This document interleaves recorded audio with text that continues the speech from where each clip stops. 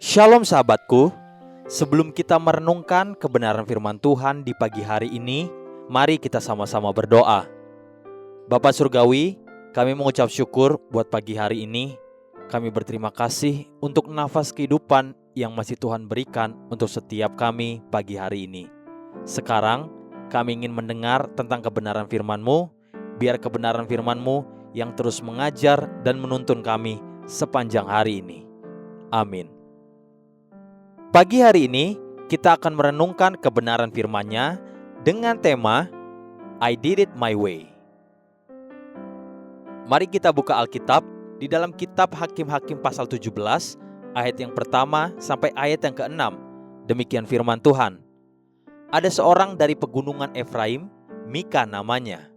Berkatalah ia kepada ibunya, uang perak yang 1.100 itu yang diambil orang daripadamu dan yang karena itu kau ucapkan kutuk.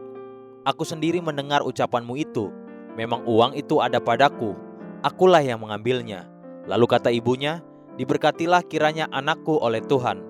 Sesudah itu dikembalikannya uang perak yang 1.100 itu kepada ibunya. Tetapi ibunya berkata, aku mau menguduskan uang itu bagi Tuhan. Aku menyerahkannya untuk anakku, supaya dibuat patung pahatan dan patung tuangan daripada uang itu. Maka sekarang uang itu kukembalikan kepadamu. Tetapi orang itu mengembalikan uang itu kepada ibunya. Lalu perempuan itu mengambil 200 uang perak dan memberikannya kepada tukang perak yang membuat patung pahatan dan patung tuangan daripada uang itu.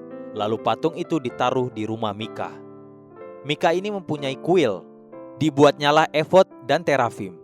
Ditabiskannya salah seorang anaknya laki-laki yang menjadi imamnya.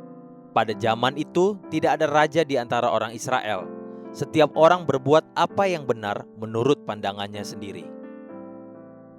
Pada zaman hakim-hakim memerintah atas Israel, bangsa itu datang kepada hakim-hakim yang memerintah atas mereka, hanya ketika mereka hendak berperkara atau ketika mereka menghadapi masalah. Namun tidak ada peraturan, tidak ada kehidupan yang teratur dan terpimpin. Semua bertindak semau gue atau seenak isi perutnya sendiri-sendiri. Dalam keadaan seperti itu, satu-satunya hukum yang berlaku adalah hukum rimba. Lakukan semaumu, siapa kuat, dia yang akan menang. Coba tengok sebentar ke rumah seorang yang bernama Mika dari pegunungan Efraim. Mika telah mencuri uang ibunya sebesar 1.100 uang perak, sehingga ibunya mengutuki orang yang mencuri uang tersebut. Ternyata uang itu diambil oleh anaknya sendiri. Kemudian Mika mengakui kesalahannya dan mengembalikan uang itu kepada ibunya. Lalu sang ibu mendorong dirinya dan anaknya sendiri demikian. Hakim-Hakim pasal 17 ayat yang ke-3b. Tetapi ibunya berkata, aku mau menguduskan uang itu bagi Tuhan. Aku menyerahkannya untuk anakku, supaya dibuat patung pahatan dan patung tuangan daripada uang itu. Maka sekarang uang itu kukembalikan kepadamu.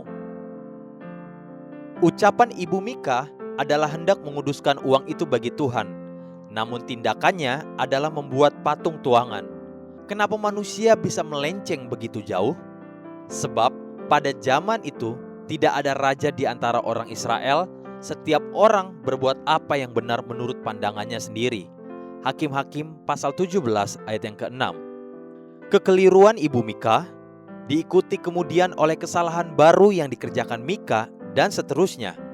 Itulah kemerosotan moral yang terjadi pada zaman itu. Pagi ini saudaraku, belajarlah untuk menundukkan diri kepada Tuhan Allah kita, agar kita tidak berjalan sendiri dan tersesat. Haleluya, sahabatku, mari kita sama-sama berdoa. Terima kasih Bapa Surgawi, aku mau belajar merendahkan diri di hadapan-Mu, agar hidupku berkenan kepadamu. Amin. Jesus loves you and so do I.